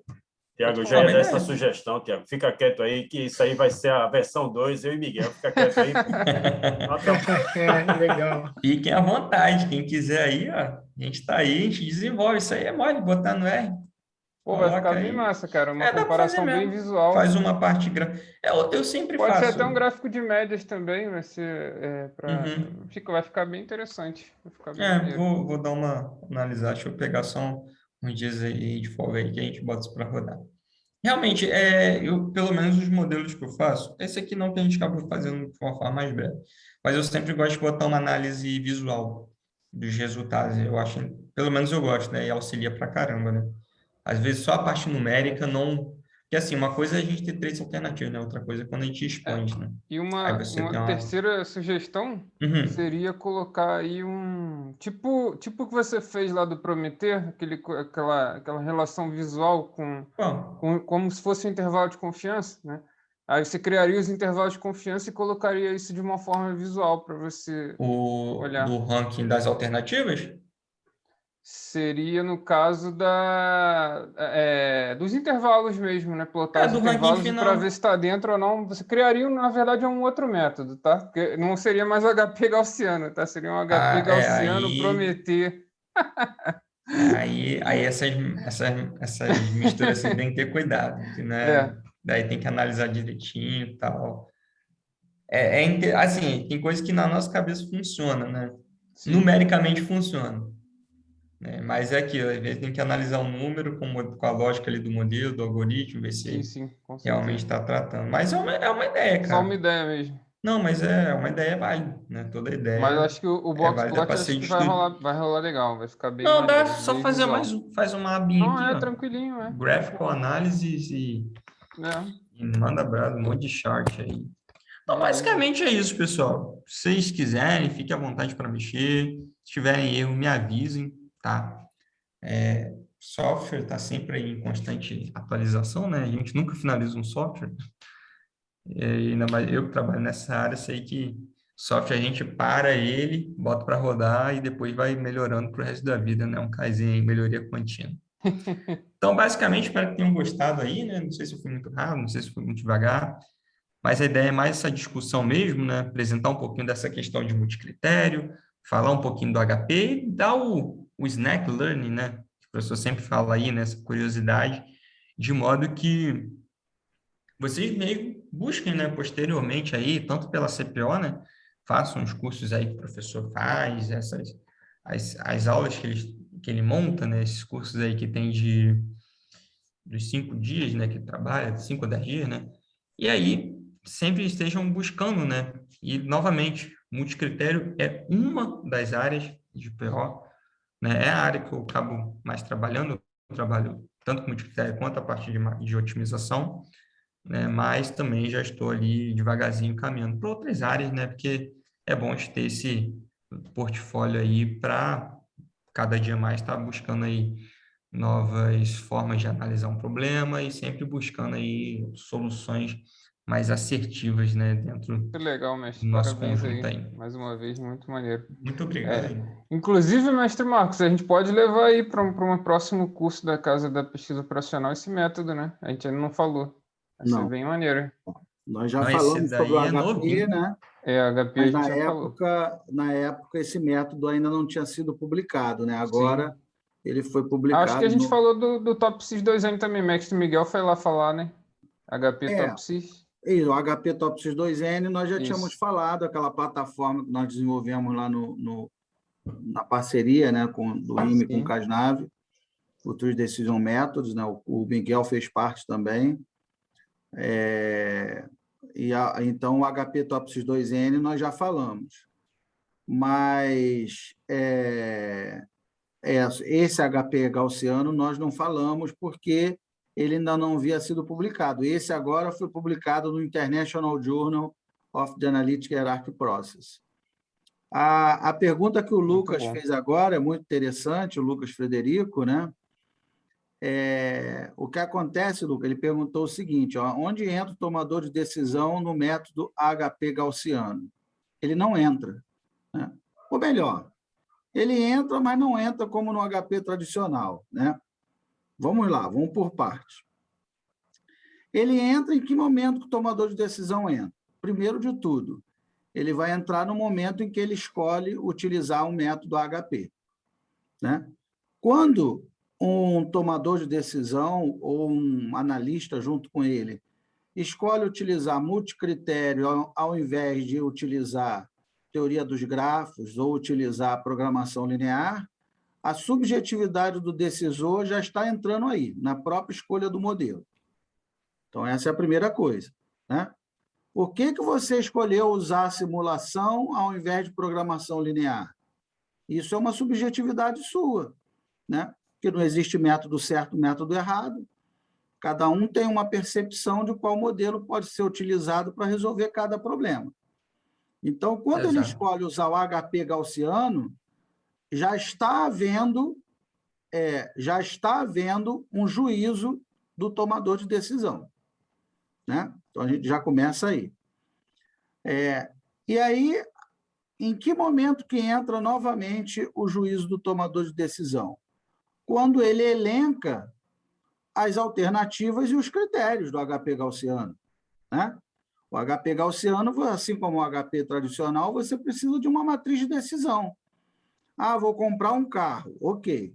O que é importante para mim, para eu avaliar um carro? É importante o preço do carro, conforto, quilômetros por litro que ele anda e espaço da mala. Esses 4 critérios, para mim, são importantes. Repare, Lucas, que esses 4 critérios eles são importantes para você. Para o Miguel, pode ser que mala não faça a menor diferença. Ele não tem filho, não tem cachorro, não tem nada. Então, para que ele quer uma mala grande? Então, quando você elenca os critérios, isso já é uma subjetividade do decisor, né? Então, repare que a subjetividade ela é inerente do processo decisório, independente do método que eu utilize, né? Eu posso, por exemplo, calcular uma média, uma mediana, mas aí a gente já entra num ramo mais filosófico da PO, né? Eu não gosto muito de entrar na filosofia. Mas repare que quando eu tenho uma massa de dados que eu calculo uma média, uma mediana, uma moda, está entrando a subjetividade do decisor também, né? Por quê? Por que você vai calcular uma média para resolver esse problema? Por que você não vai usar uma outra abordagem, né? Então, a questão é essa. No HP gaussiano, a subjetividade do decisor é levada em consideração, assim como em qualquer outro método da pesquisa operacional. Qualquer outro, né? A subjetividade, a percepção do decisor está sendo levada em consideração. A única coisa que ele tenta poupar, isso veio de uma dificuldade que eu percebi natural das organizações, alguns decisores não se sentem confortáveis ou, como é que eu vou dizer? Não é que não são capazes, não é essa a palavra. Porque, como o Miguel falou, do método HP tradicional, à medida que você vai aumentando o número de critérios, você começa a ter muitas comparações paritárias. E aí fica difícil, se o decisor ele não estiver muito atento, toda hora você acaba caindo, a tua razão de consistência, né, acaba dando maior do que 10%. Então, isso leva o decisor a uma fadiga mental muito grande, né? Porque ele faz a comparação paritária, compara, no final dá maior do que 10%. Aí você olha para ele, olha, o senhor acabou de fazer 50 comparações paritárias, mas, infelizmente, a sua razão de consistência deu 17%. Vamos ter que fazer tudo de novo. Só ali já esquece. Para aquele dia, ele não vai conseguir fazer. Deixa para o dia seguinte, né? Aí, no dia seguinte, ele compara, aí dá 21%. Você olha, infelizmente, calculamos novamente a razão de consistência. Só que isso é normal. Quanto mais comparações paritárias você tem, maiores são as chances de você estourar esse limite de 10%. Né? Então, o HP gaussiano foi uma tentativa de minimizar essa fadiga cognitiva. É isso. Né? A ideia foi muito simples. Agora, tanto quanto possível, o conselho que eu dou, e foi o que eu fiz nesse artigo internacional, eu usei os dois. Eu usei o HP tradicional, do Thomas Saat, e usei o HP gaussiano, que foi a proposta de novidade, né, de inovação do artigo. Usei o HP gaussiano como um tirateima. Vamos ver se realmente é isso mesmo, se está batendo. Né? E aí nós utilizamos essa abordagem mais estatística, vamos dizer assim. Entendeu? Então, não sei se eu respondi a sua pergunta, mas é isso. Né? Deixa eu ver aqui que o Lucas respondeu aqui. Sem gostar de filosofia, o senhor ampliou a minha compreensão do método de tomada de decisão em si. Agradeço a atenção, muito interessante. É isso. Né? Assim, eu não estou certo nem errado, né? Eu estou falando um pouco da minha percepção com relação ao processo decisório, né? Como eu entendo o processo de tomada de decisão. Né? A subjetividade ela é inerente. Né? Então, assim, tanto quanto possível, eu acho interessante utilizar os dois métodos. Né? Tanto é que o professor Baldini até desenvolveu uma planilha muito interessante também. Eu vou mandar aqui novamente, deixa eu ver se eu consigo achar aqui. Que aí eu mando no grupo do Telegram. Deixa eu ver aqui. Eu vou mandar no grupo do Telegram. Deixa eu ver se eu acho ele aqui. O nosso grupo do Telegram está aqui. Eu vou mandar, quem quiser, entra lá no grupo, eu vou mandar a planilha lá. O professor Baldini ele fez uma planilha muito fácil de usar, muito intuitiva. Mandei aí. Quem quiser, é só entrar que eu vou mandar a planilha lá. Que você tem a opção de aplicar só o HP normal, só o HP gaussiano ou os dois juntos. Você coloca lá número de alternativas, número de critérios. Se você disser que quer fazer os dois, ele já te pede lá as comparações paritárias para você preencher, né? E aí você preenche as comparações paritárias, preenche a matriz de decisão e ele já te dá automaticamente o resultado do HP tradicional, que o Miguel falou, e te mostra também o resultado do HP gaussiano e a comparação dos dois resultados. Né? Eu acho esse o melhor dos mundos, sempre usar os dois métodos, o HP mais o HP gaussiano, o que não impede de você fazer cada um separadamente, utilizar só o HP ou só o HP gaussiano. Agora, o HP gaussiano, dependendo da situação, você vai lá falar com o seu chefe, seu gerente, seu diretor, e ele fala assim, cara, eu não consigo fazer essas comparações, né, para mim é um esforço cognitivo muito grande, eu me perco, me enrolo. Aí você, então ok, beleza. Aí você tem a opção de usar o gaussiano. Né? Ou então, quando você foi lá, fez 2, 3 vezes e sempre cai em inconsistência, é uma saída que você tem. Né? Não, então, chefe, nós já tentamos fazer 3 vezes. Sempre cai em consistência, vamos usar o HP gaussiano que ele vai resolver. Então, é isso, né? Essa que é a ideia. O HP gaussiano não visa... ele não visa substituir, né, o HP tradicional, não é isso. Ele visa complementar, é diferente, né? É mais uma maneira, é mais um complemento que você tem a um método consagrado, de maneira que você possa tomar uma decisão mais robusta ainda. Essa que é a ideia. Perfeito. Né? Tem mais alguma dúvida? Boa noite, professor Marcos, Miguel, Leles. Opa! Excelente apresentação. Eu não poderia fazer melhor, muito clara. Eu tenho aqui 3 perguntas que eu faço justamente para esclarecer alguns pontos. E abro a pergunta também para o professor Marcos. Bom, na verdade, a primeira é só uma observação. Me parece que a subjetividade, neste caso aí, também entra na atribuição de pesos, não é isso? De cada um dos critérios? Parece que o método AHP, ele não trabalha com atribuição diretas de pesos, né? Os pesos, eles são obtidos a partir das comparações paritárias, né? Então, por exemplo, quando você utiliza o método TOPSIS, vamos supor, você vai comprar um carro, aí você tem lá custo, conforto e mala.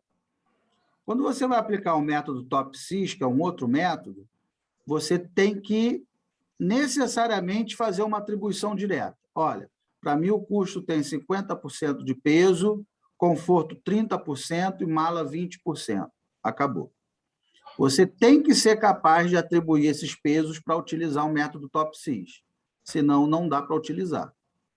Essa é uma questão.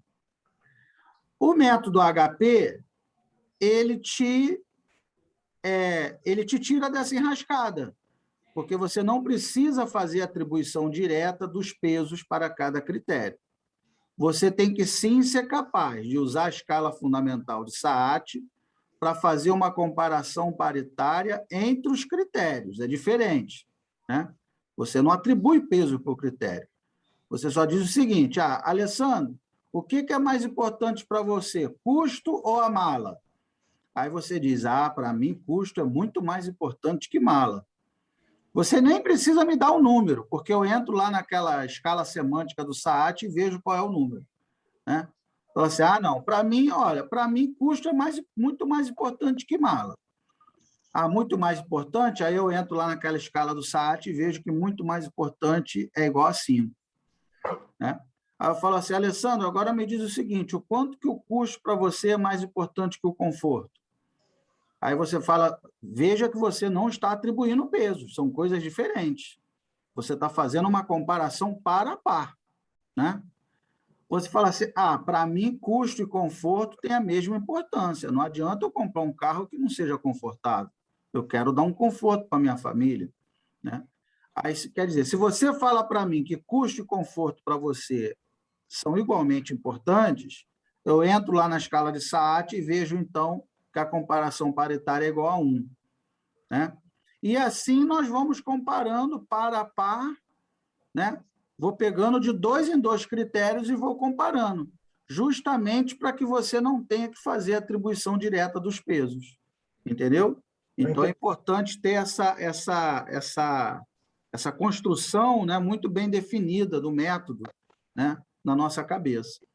Eu me refiro, no caso do método gaussiano, quando o professor Miguel Leles apresentou os pesos, eles já estavam calculados, não é isso, professor Miguel? Eles já estavam atribuídos. Então, eu acredito que eles tenham sido atribuídos pelo método Saat. Não. Né? Não, ele foi... Naquela ponderação, naquele valor lá, naquele... Não. Importância. Não foi uma comparação par a par? Não. Fala aí, Miguel. Não, vamos lá. Eu apresentei o HP para a gente entender como é que ele funciona. Então, a gente vai lá, tem o esforço cognitivo, atribuição par a par, gerei, fechei minha análise. Acabou ali, gerei minha ordenação. O HP gaussiano, os pesos dele a gente obtém totalmente através dos dados quantitativos das alternativas em cada critério. sem a gente precisar de fazer comparação nenhuma. Eu só utilizo o HP antes para a gente entender como é o modelo do HP primeiro e o porquê que a gente trabalhou nessa nova abordagem, que é o HP Gaussiano. Aí a gente... Porque não adianta chegar também, tá aí, aqui é o HP Gaussiano e faz isso. Tá, mas por quê? Por que você tem esse modelo? Por que não paritário? Entendeu? Então, a gente fez essa análise paritária, o modelo tradicional, né, para entender como é que ele trabalha, e aí depois a gente, beleza, esse aqui é o modelo, viu que demora mais. Agora eu vou para o modelo mais recente ali, né, com o HP Gaussiano, que ele já viabiliza eu gerar esses pesos através dos próprios dados quantitativos, dados numéricos ali, cardinais, né, das alternativas dentro de cada critério.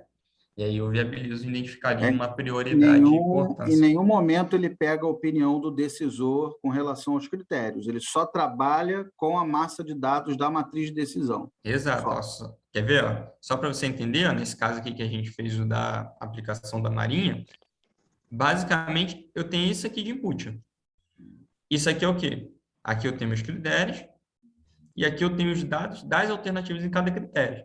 Mediante esse cara aqui, eu gero esse cara aqui. Ok. Beleza? Sem precisar de fazer aplicação nenhuma. Sem opinião nenhuma do Sem opinião decisor. nenhuma. Fantástico, fantástico. Meus parabéns. Aí é a Obrigado. sacada, né? Essa é a grande sacada. Exatamente, essa foi a sacada. Ele gerar um resultado numérico para si mesmo sem pegar a opinião de ninguém. Porque é uma dor de cabeça você pegar aqueles formulários e mostrar para o camarada aquela história que você contou, Marcos, né? Uhum. Primeiro que o cara não entende bem aquilo ali, né? Exato, não entende.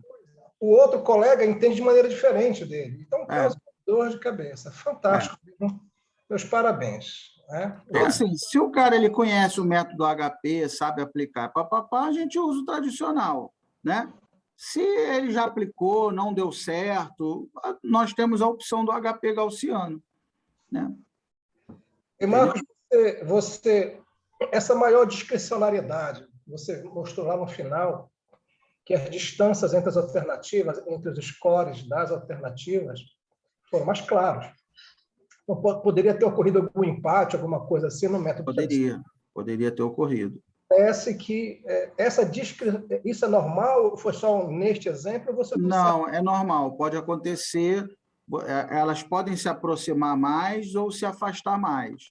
Isso acontece até, muitas vezes, você pode pesquisar vários artigos na literatura, né? Acontece muito de você, por exemplo, às vezes comparar o HP, o TOPSIS, e, né, 2, 3 métodos diferentes e comparar. Se a gente usar o HP, por exemplo, pegar o HP, o Prometei e o TOPSIS, utilizando o mesmo peso, eles podem dar, o mesmo peso dos critérios, ele pode ter essa variação. Né? Isso aí já vai dar particularidade de cada modelo. Por isso que é viável a gente conhecer cada modelo, como ele trabalha ali no modelo algébrico e como ele chega nos resultados finais. Muito obrigado. Logo que tiver oportunidade, vou aplicar o modelo de vocês e vou disseminar aqui para o pessoal. Muito bom mesmo. Obrigado. E por isso que eu falei que é interessante, justamente, se você puder, usar os dois, né? Para ver se justamente se vai aumentar ou diminuir, ou até mudar a ordenação, né? Se você usar os dois e a ordenação for a mesma, você, opa, beleza, tudo indica que a minha decisão está beleza, como aconteceu nesse caso aí dos navios que eu fiz, né? Agora, se você tiver ali um empate, ou se acontecer uma reversão de ordem, como o Lucas acabou de falar, então quer dizer que você tem que se aprofundar um pouco mais no problema, né? No entendimento do problema, na estruturação do problema. Eu já usei... É muito comum que se use o HP para calcular os pesos de outros métodos, né? Isso, é. O TOPSIS HP. Isso, é. Mas se for uma quantidade grande, é aquele problema que nós já acabamos de debater, né? Exatamente. Por trás, eu utilizei, também não é nenhuma novidade, a entropia da informação para calcular o peso, para depois usar o TOPSIS. Uhum. O que você está fazendo aqui é que agora vou utilizar este método aqui, justamente o HP Gaussiano traço TOPSIS. Olha que interessante. Isso, é. Do peso para partir depois para o TOPSIS. Meus parabéns. Muito obrigado. Boa noite. Obrigado. Deixa eu fazer uma pergunta nesse comentário que o senhor fez. Você falou que usou a entropia para gerar os pesos do top 6, é isso? Foi isso. Entropia da informação. Ah, legal, legal. É Legal, não aquele conhecia essa abordagem, não. entropia de Shannon, né? É, entropia de Shannon. A matriz que Sim, vê a beleza. discricionalidade dos dados. Tô ligado, mas eu nunca tinha visto essa aplicação pro top 6, né? Achei interessante, Podia legal. qualquer dia vir bater um papo com a gente, hein, É, Alessandro? pô, Tudo bem? Gostei chega mais. Legal, né? Marco, se você me permitir, eu mando para o seu e-mail o artigozinho, aí você verifica Manda. se vale a pena, tá bom? Por favor. Manda sim, manda sim. Vou te Qual é o passar mé- vou te passar meu contato para gente conversar. É o Critique que usa a entropia dentro do modelo? Não, critique é outra coisa. Critique usa correlação. Qual que foi? Eu lembro que teve que a gente estudou, agora eu tô que utiliza a Não é o entropia critique, dentro. não. Mas aí, ó, cadê? O Lucas fez aí cadê? Uma pergunta aí, Miguel, dá uma olhada aí. Deixa eu ver. Não, foi do Ranking Reverso e falou que o Smart também é bem interessante. Não, como esse que foi o ano. Vou ver aqui mais fácil. A questão do ranking reverso. Aham.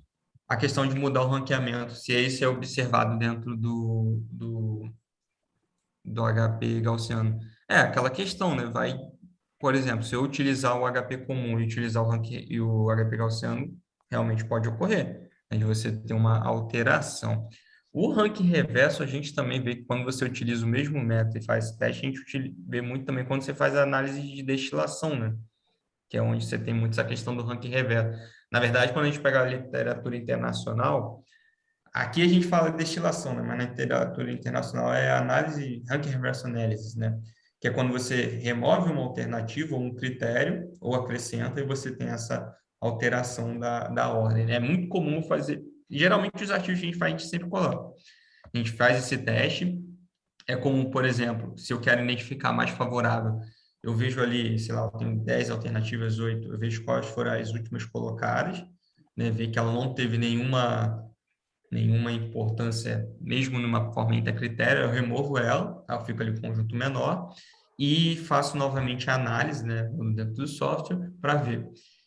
Quando eu trabalho, agora fora do HP Gaussiano também, quando eu trabalho muito com modelos que têm atribuições qualitativas, né, vamos dizer assim, utilizando a escala, tipo a atribuição do HP, quando você faz a avaliação par a par, e você remove uma alternativa ao critério, é mais comum você ter esse ranking reverso também, porque elas acabam às vezes sendo um pouquinho dependentes, né, uma da outra, mas aí é papo para outro dia, né, essas análises de sensibilidade, né?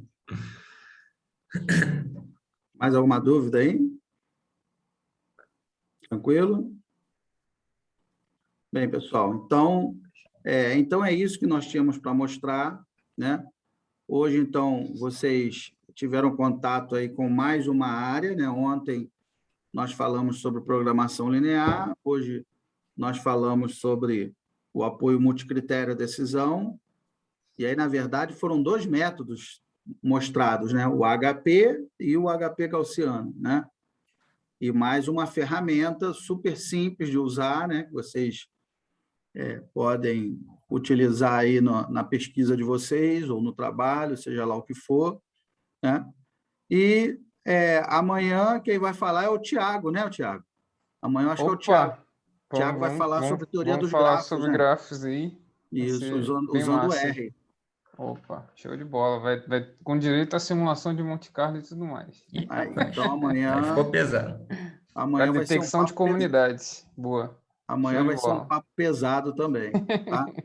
Então, mais uma vez aí, boa noite a E todos. vou usar esse método aí, hein? Vou usar professor. lá na otimização dos Oi. anúncios. Eu estava usando o Top 6, vou testar isso aí também. O professor Thiago, o mestre Thiago, falou aqui sobre simulação de Monte Carlo e me veio uma dúvida aqui.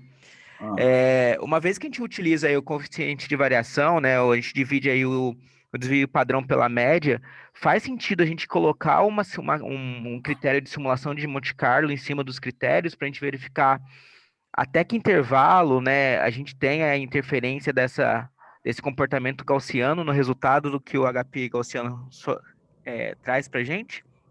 Aí não sei, aí só mesmo se debruçando aí já é uma outra abordagem, né? A gente tem que Aí eu acho sentar que e... entraria um pouco naquele lance que eu falei com o Miguel, né? Do intervalo de Você confiança, calcular um sim. intervalo de confiança, mas aí seria algo mais bootstrap, né? Você fazer uma É, real amostragem ali em cima, é, calcular aí, esse intervalo. Provavelmente sai um interativo em cima aí, dá para fazer uma amostragem aleatória e verificar o que sai. Mas é, Sim, eu acho que vai gerar saídas diferentes. Pode pode gerar. ser. Provavelmente tem vai pano nascer para manga aí, diferente. com certeza. E aí poderia, tipo assim, rodar, sei lá, 1000 repetições e verificar qual que foi a saída mais Resultado. provável. É, Sim, Um artiguinho é, legal também. é da uma hora. abordagem interessante, Uhum. tá? Então é isso, pessoal. Então, boa noite aí a todos. Então, amanhã continuaremos aí com teoria dos grafos, e a ideia é justamente essa, é fomentar a discussão, fomentar o debate. O professor Alessandro, né, como o professor Alessandro já falou, o Lucas também, né, o Lucas Frederico, o Pavel agora. A ideia é justamente essa, é levantar, né, essa discussão mesmo, é isso que enriquece aqui a nossa comunidade, e a gente começa a pensar sobre esses assuntos, né? Então, boa noite a todos. Miguel, mais uma vez, muito obrigado pela sua disponibilidade e Agradeço. nos Prazer. encontramos amanhã, então. Amanhã estaremos. Tchau, tchau, pessoal. Boa noite. Tchau, boa noite. Parabéns aí, Valeu, Miguel. Boa Miguel. noite aí. Obrigado Show de aí. bola. Valeu, Abraço valeu, aí a pessoal. Tchau, todos. tchau. Valeu.